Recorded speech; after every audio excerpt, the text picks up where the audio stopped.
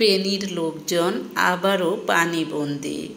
ফেনীর মানুষজনের বাড়িঘর, রাস্তাঘাট সব কিছু ডুবে ভেঙে চুরে তারা এখনও পানির নিচে বসবাস করছে। অর্থাৎ তারা অনেক মানুষ আছে, কোথায় যাবে? তারা সেই জায়গাটুকুও খুঁজে পায় না, অর্থাৎ সেই জায়গারও সন্ধান পাচ্ছে না। সরকার কিছু দিতেছে বা অন্যান্য লোকজনও কিছু ত্রাণ দিতেছে, কিন্তু এই ত্রাণ তাদের কিছুই হচ্ছে না।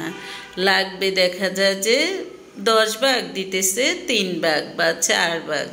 তার মানে এখনও তারা বিভিন্ন রকম কষ্টে আছে। তাই ফেনীবাসীকে সাহায্য করুন, ফেনীবাসীর বিপদে এগিয়ে যান।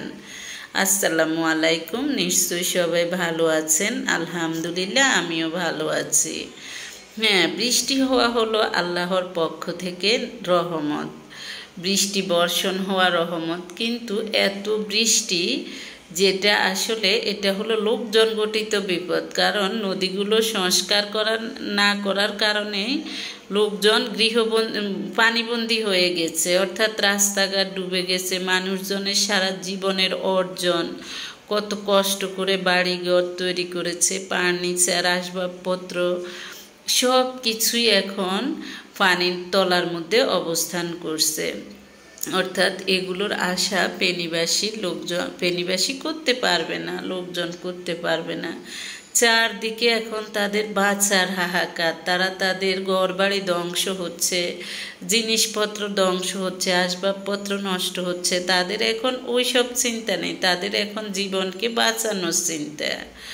তাই ফেনীবাসীর প্রতি সকলেই নজর দিন, ফেনীবাসীর দিকে সহযোগিতার হাত বাড়িয়ে দিন। একটা কথা মনে রাখবেন, গুনাহের পঞ্চম ক্ষতি হলো বৃষ্টি বন্ধ হয়ে যাওয়া।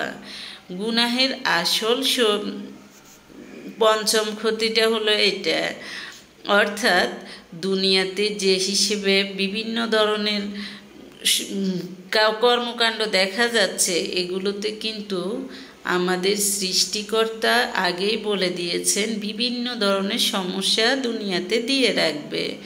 তার মধ্যে গুনাহের পঞ্চম ক্ষতি হলো বৃষ্টি বন্ধ হয়ে যাওয়া।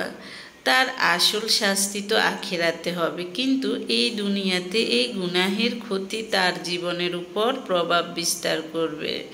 হাদিস শরীফে আসছে, মানুষ যখন জাকাত দেয়া বন্ধ করে দিবে তখন আল্লাহ বৃষ্টি বর্ষণ করা বন্ধ করে দিবে। তার মানে এই বৃষ্টি হলো রহমতের বৃষ্টি। অন্যদিকে গুনাহের ষষ্ঠ ক্ষতি হলো নতুন নতুন রোগ সৃষ্টি হওয়া।